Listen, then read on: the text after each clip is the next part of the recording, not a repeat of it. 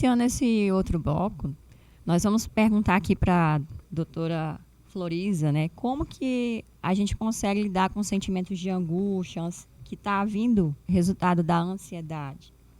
Então, são estratégias que a gente utiliza, né, na TCC, que é a terapia cognitivo-comportamental. São várias técnicas, não só na TCC, mas em outras. Mas uma bem básica, eu costumo sempre falar o básico, o óbvio, para que fique claro, né, para todos. Não é só para aluno, mas servem para todos. Uma delas é a questão da técnica da respiração. Então, quando eu costumo atender crianças e eu brinco com eles até que eu falo assim, ó, cheira a florzinha e apaga a velhinha. Aí eu digo de brincadeira, legal. Mentira que eu tô com a caneta, eu tô aqui com a caneta e eu digo, ó, cheira a florzinha, apaga a velhinha. Porque quando eu faço esse processo de troca de oxigênio e gás carbônico, eu consigo pensar e tirar também os pensamentos negativos, né? Então a gente não vai tirar, mas eu consigo ressignificar, elaborar esses pensamentos e dar um novo sentido e significado para aquele pensamento, né? E aí é muito importante essa questão da técnica da respiração.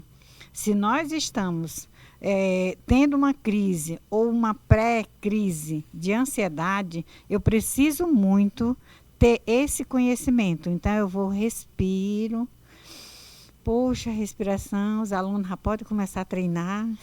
Puxa, respiração, segura um pouquinho, aí lentamente. Esse é um processo lento, já vai te autorregulando, né? Porque a gente precisa ter essa autorregulação. É difícil, Floriza, eu não consigo, tenta. Não consigo, tenta de novo. E eu sempre costumo repetir, porque, por exemplo, as pessoas que têm dificuldade realmente de concentração, ele realmente vai ter muita dificuldade de utilizar essa técnica da respiração. Uma outra técnica que a gente também trabalha muito com eles, eu costumo chamar que é a técnica da substituição. Aqueles pensamentos, essa fala é a minha, os pensamentos em um martelo que está batendo aqui, eu não vou passar, então eu preciso substituir e usar uma outra versão que é aquele pensamento, eu vou conseguir, eu vou tentar, eu não vou desistir. Isso é muito importante. E esse é um domínio que é nosso. Cada um é subjetivo. Não tem como eu pedir para uma outra pessoa mudar esse pensamento, por exemplo, né, se a pessoa não quiser. Então, eu preciso. Daí a gente volta na questão da educação socioemocional.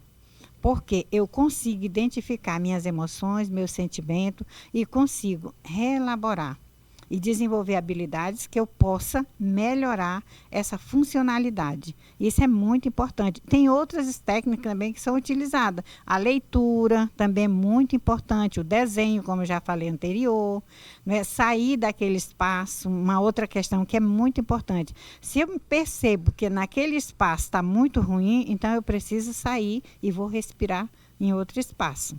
A gente orienta isso também aos alunos nas escolas, que às vezes tem um aluno que tem transtorno do neurodesenvolvimento e aí ele não consegue, tem um determinado momento que ele não consegue, por alguma dificuldade ou necessidade, ele precisa sair daquele local. Então é retirar, levar para um local seguro, respirar, conversar, dar uma água, alguma coisa. O que a gente precisa é acolher. É muito importante o acolhimento. Então, quando eu me sinto acolhido ou acolhida, então eu consigo ter uma outra visão e melhora, sem dúvida, esse momento, né? E para o Enem, eu sugiro que, na véspera, já vou antecipar, não fiquem lendo e relendo, buscando coisa que não dá mais tempo. Eu faço igual um amigo meu. Não, parou, já deu. O que tu tinha que estudar, que aprendeu, já foi até ali. Então, tenta se alimentar adequadamente, dormir e ficar tranquilo. Mas é aí, difícil. A questão é, e como é que consegue dormir com um pensamento ali intrusivo, né? Que não quer largar o martelo, né? Que a senhora falou. Então, a questão é difícil, por isso que eu repito, né, e considero novamente, volta a história.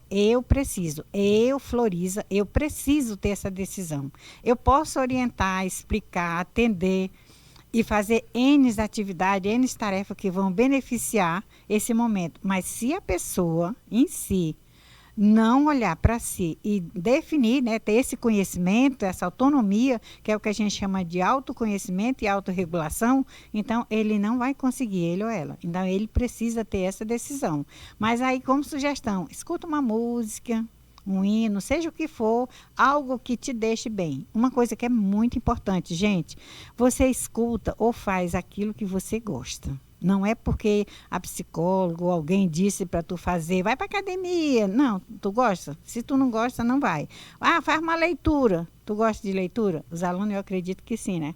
Eles gostam muito de leitura. São muito estudiosos. São muito eles. estudiosos, Muito bem. estão muito focados. Então, faz uma leitura que você gostou muito, faz um verso, lê alguma coisa e escuta uma música, um relaxamento. Tem umas músicas que são relaxantes, né? Então, você põe lá aquela música de cachoeira. Então, tu liga teu sonzinho, aí tu vai até tu dormir. Não vão fazer uso de medicação, não. Medicação é só com prescrição médica. Não precisa, porque às vezes tem aquela orientação que diz assim, ó, eu estava tão nervoso, meu colega me deu um remédio, eu tomei, fiquei benzinho. Não vão por esse viés. Usem vocês mesmos. Medicação, ela só pode ser tomada e só deve ser tomada com prescrição médica. Beleza? Então, doutora, a sua especialização qual é na área da psicologia? Bom, eu sou especialista em saúde mental, em saúde indígena, em terapia cognitivo-comportamental, TCC, sou neuropsicóloga e estou também cursando ABA e também algumas aí da vida, que é autismo. Eu me considero uma pessoa muito estudiosa, eu gosto muito de estudar, principalmente nessa questão do humano, né, porque são dinâmica e aprendizagem. Como a gente trabalha em escola, o processo de ensino-aprendizagem ele é muito complexo. Eu preciso compreender, assim como o desenvolvimento humano. Ele é muito complexo. Então, eu me considero uma pessoa muito estudiosa. Muito bem, olha. E eu sugiro que a galerinha que está aí, que vai prestar esse Enem, continue estudando. Vai. A Líria, ela disse para mim uma vez que queria fazer psicologia. Olha aí, olha aí, já vamos ter uma futura psicóloga aqui. Quem sabe, né? Então, no caso, teria como, às vezes, tentar usar uma música, não ajuda tanto, que às vezes a gente acaba ficando irritado, né? Não sei, eu já tive experiências de a música já não estar servindo. E aí tem outras técnicas também relacionadas a esse processo de regulação, porque, assim, a pergunta que eu faço para os meninos, você sabe onde é que a ansiedade ativa no seu corpo? Fazendo uma leitura corporal. Poxa, quando eu estou me sentindo dessa forma, eu estou sentindo que eu estou ansiosa. Sim. Ansioso, né? Quando eu começo a tremer a perna. Tremer a perna? Não, mas é no sentido que eu falo de algum órgão do seu corpo estar tensionado. Meu estômago. Meu estômago é como se eu estivesse andando numa montanha-russa. Eu tô aqui, aí começa a cair. É igual a gente tá andando, quem anda de ônibus, quando desce numa ladeira que dá aquele frio no estômago e começa a pressionar. E eu tenho muito esse problema. E uma coisa que frustra bastante, que eu queria até perguntar pra doutora, que é a questão de a Lirian ler para ficar menos ansiosa. E eu olho para ela assim, a leitura com ela funciona, eu vou tentar também. Aí eu leio, olho que as palavras começam a ficar embaçadas na minha cabeça e, por que com ela funciona a leitura e comigo não funciona? Tem muita questão de eu achar que com ela funciona, por que comigo não? Que as pessoas sempre procuram um método que já existe, não tentam procurar um que vá funcionar mesmo para si. Você, né? Sempre tenta olhar para o outro, mas aí vem a frustração. Porque ela consegue ler e ficar calma e eu, quando leio, eu fico mais irritado. Então, João traz uma pergunta que é muito importante. Por que essa questão dele dizer aqui para a Líria funciona a leitura? Para ele, não. A gente costuma sempre colocar a subjetividade. Então, não tem como eu dizer, olha, João, tu pode fazer leitura X que tu vai ficar bem. Se ele não gosta, não é que ele não gosta, ele não consegue fazer esse manejo, né? Então, ele não consegue acalmar-se. Então, para ele, o que ele acalma? A dança, que é um movimento que vai... A professora traz para nós a pergunta, eu não consigo mais nem ouvir a música. Muda, isso, já estressou. Então, era para ser anti-estressante, passou a ser um fator estressante para ela, não serve. Não serve a música. Então, ela precisa identificar o que deixa ela mais tranquila, né? Mais tranquila. O que eu consigo relaxar, que é o que a gente chama do ressignificar esse pensamento ou esse sentimento negativo. Eu preciso identificar. Gente, isso é muito importante, porque não tem como a gente comparar, nós somos diferentes. Nós somos seres humanos, lógico, porém, nós somos diferentes. Pensa comigo, eu posso ter uma irmã gêmea, univitelina. O que significa isso? De uma única placenta. Mas a impressão, você olha para mim e vai olhar a Florisa e a irmã da Florisa, ninguém sabe qual das duas que é. Mas na impressão digital, eu tenho a minha e a irmã tem a dela, por exemplo, entende? O que é isso? Então, nós não temos como dizer, olha, serve esse recurso para esse, vai servir para esse, não vai. E uma outra coisa que é muito importante, gente, o que eu gosto de fazer, o que eu me sinto bem. Eu não sei pintar, por exemplo, desenhar. Morria de fome se eu tivesse que desenhar, entende? Mas eu gosto de música, eu gosto de leitura, eu gosto de conversar, então eu gosto de ligar. Tem outras estratégias também, né, que eu posso ligar para alguém. Não se compare com ninguém. Não se compare, porque nós não somos iguais. Todos nós somos diferentes. Precisamos ser atendidos e compreendidos com essa diferença, que a gente chama de subjetividade. Então, eu não sou igual a ninguém. Né? Eu posso até parecer, eu posso até querer me parecer com alguém, mas eu sou eu e você é você, entende? Então, no caso, aí entra a questão do autoconhecimento, né? Eu que tenho que saber o que me regula. Então, tipo, vou falar pra vocês. Tem hora que eu escuto música romântica, tem hora que eu escuto música erudita, barroca. Aí tem hora que eu escuto música instrumental. Então, tipo assim, é um processo de autorregulação que a pessoa vai se conhecendo no processo, né? Ela vai vendo, será que eu estou bem para escutar essa música? Qual é a música que eu quero escutar, né? Para quem gosta de ouvir música. Tem essa questão do autoconhecimento. Eu queria perguntar para a doutora, como é que faz a questão da alfabetização emocional, né? Que não é falado nas escolas. E é trabalhado o projeto de vida, estudo orientado, e às vezes a pessoa não consegue se autorregular, que no caso é o que vocês da psicologia sabem muito. Esse processo da autorregulação, de trabalhar essa questão da individualidade, né? Como que eu consigo trabalhar essa alfabetização? Então, nós mesmos da psicologia, a gente costuma conversar muito, que na minha idade já, né, eu já tenho uma outra graduação, eu sou enfermeira aposentada. Na minha graduação, primeira graduação minha, a gente não trabalhava. Lembre-se muito, vocês são bebês em relação a mim. E não tinha essa história do valorizar as emoções. Tinha muito aquela história do que homem não chora, é tem mulher que isso, chora, né? Quem disse que homem não pode chorar, né? Quem disse que só mulher pode chorar? Né? Então, trabalhar essa questão da regulação emocional perpassa desde a nossa... Eu digo sempre que é da vida intrauterina já. Ela não vem do agora, do aqui e agora. Se foi uma gravidez planejada, com carinho, com amor, enfim, aquele carinho todo que os pais têm, então, o futuro desse bebê, com certeza, será diferente de um outro que não teve essa acolhida na vida intrauterina.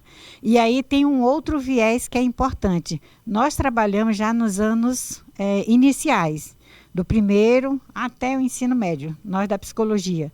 Mas no município que está responsável pela alfabetização, no caso do pré-escolar, né? Mas embora que tenha também anos iniciais no município, mas eu digo no pré-escolar, na creche, especificamente. Se a criança adentra já nesse espaço formativo, com essa preocupação de trabalhar quais são as emoções básicas, a criança consegue ir desenvolvendo melhor.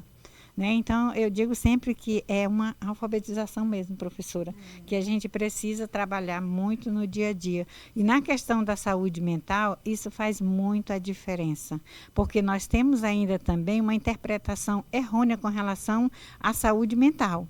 Quando se fala em saúde mental, a pergunta vem, ou o pensamento, eu não sou doida, ou eu não sou doido. Sim.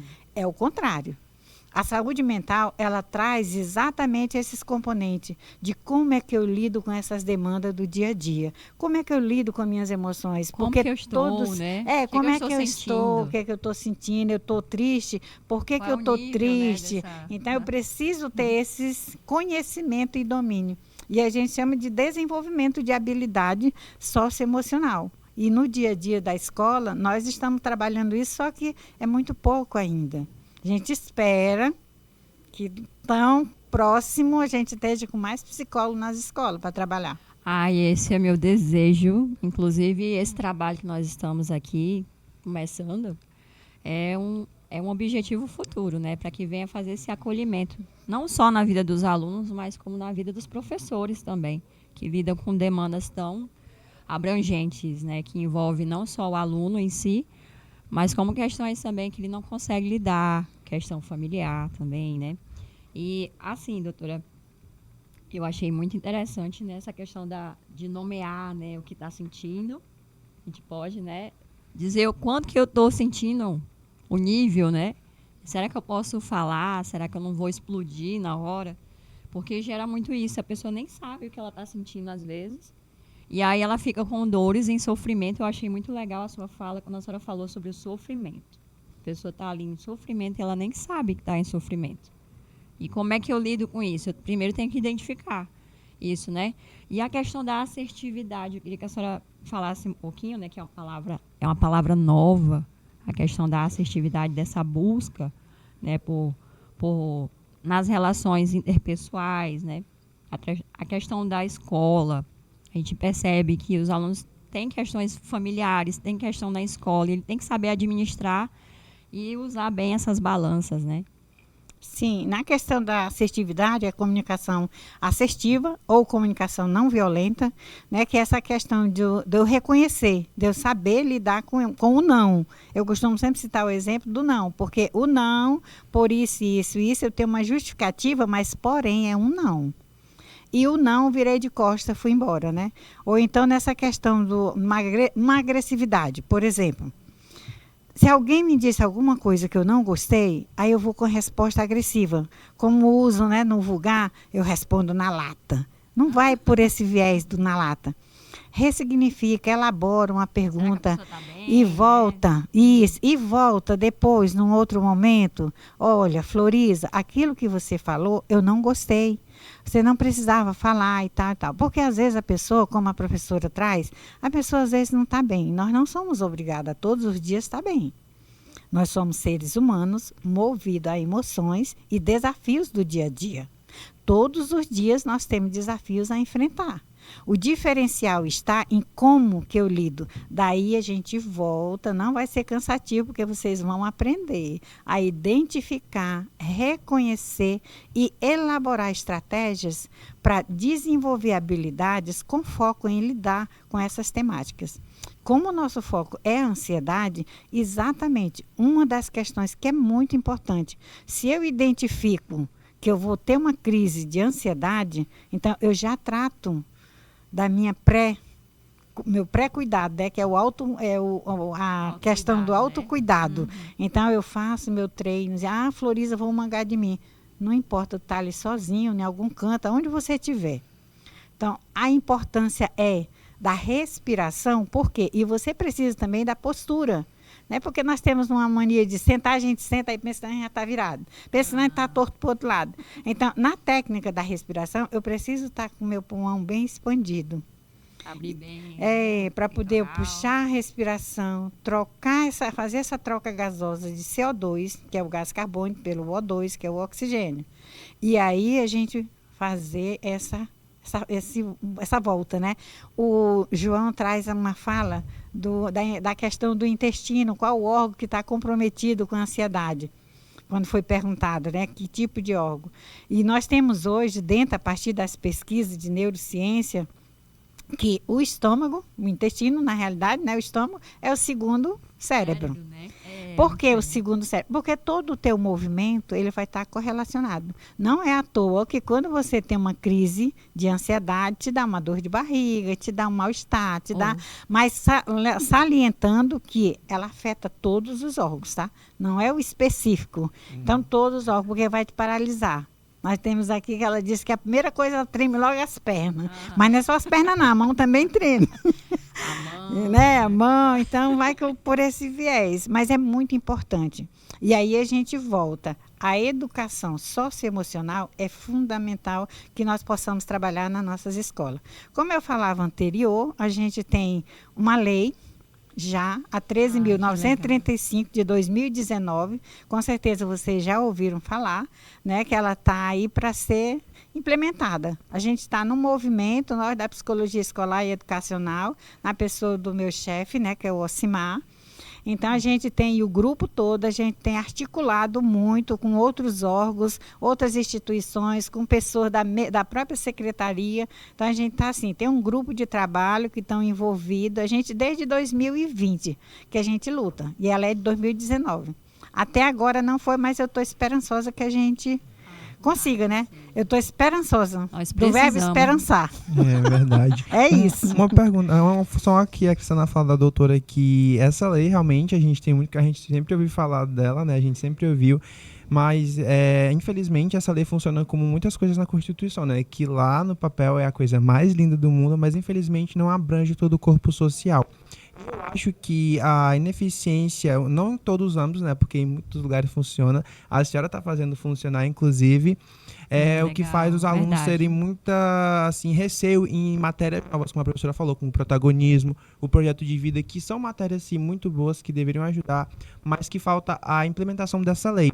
Porque imagina um projeto de vida onde eu posso falar sobre os meus anseios de vida, onde tem um psicólogo ali na sala de aula ou na escola, para a gente poder falar sobre isso, para ele ajudar a gente a pensar mais, porque infelizmente nossos professores não tiveram essa preparação. Foi só uma coisa que chegou, toma, aprende sobre isso. E muitas vezes o próprio professor não tem um rumo, suporte, não tem, né, um leme para pilotar, para onde ir, como fazer isso. E isso acaba tornando essas matérias que seriam muito eficientes, como o pós-médio também, ineficazes. E é o que gera muita raiva nos alunos, infelizmente, que acham que essas matérias são inúteis. Mas elas não são inúteis.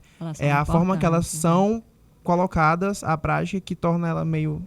sem sentido, né? Porque falta apoio, né? Nossa, falta um acompanhamento de uma especialista igual a senhora, né? João, você foi 10, João. Olha, realmente, essa necessidade que tem nas escolas, e aí a gente volta. Não só para vocês que já estão saindo, mas aquela basezinha lá, né? Por exemplo, os meninos do primeiro ano que estão chegando, eles estão vindo de uma pré-escola que é diferente. É aquela vivência ainda do brincar, ainda para eles, né? E quando eles chegam na escola, tem muita dificuldade de adaptação. Tem crianças que não têm dificuldade, mas tem outros que têm muita dificuldade de adaptação e às vezes não tem esse controle, essa questão do acompanhamento, né? Esse suporte. E aí o João traz uma fala importante. Eu também sou professora, João, olha só eu. Que legal. Sou professora, realmente. A gente, enquanto professor, só professor, a gente não é preparado para lidar com essa demanda do socioemocional. Essa é uma outra parte, né? Então, a gente precisa de ser capacitado também, não para assumir. Cada um tem seu papel importante. Dentro dessa questão da multidisciplinariedade, então, a gente também tem esses espaços e precisa. E eu vejo o quanto que realmente é importante a gente trabalhar essa questão das disciplinas que foram inseridas, né? Na estrutura curricular do ensino médio e que hoje não tem o suporte da psicologia. É tanto que de vez em quando a gente é chamada, aquela história, precisa de um psicólogo, aí a gente vai, né? Mas se a gente está na escola trabalhando com a equipe multi, então com certeza vai tornar mais fácil, né? Porque dentro da questão da legislação, João, eu vou considerar uma fala que é muito importante. Às vezes se espera muito. Porque a questão da psicologia escolar e educacional, ela ainda está sendo muito interpretada de uma forma errônea. Tipo, os psicólogos vão atender clínico, não é esse. O nosso papel enquanto psicólogo escolar é trabalhar exatamente a tríade, que é aluno, família e demais servidores da escola. Sim, Floriza, mas trabalhar como? Vão atender a clínica? Não. Trabalhar exatamente nessa questão da acolhida, da escuta, da parceria, dos processos formativos, dessa acolhida que precisa muito. Nós precisamos ser acolhidos na escola. Às vezes tem aquela história do bullying, né? Tem a história de como trabalhar, tem a questão da empatia, né? Tem muito racismo. Gente, tem muito. A gente está num contexto em que precisamos muito trabalhar esses processos formativos de reconhecimento do outro enquanto ser humano. Ai, gente, excelente. Fechamos então esse bloco, né? E até o próximo bloco.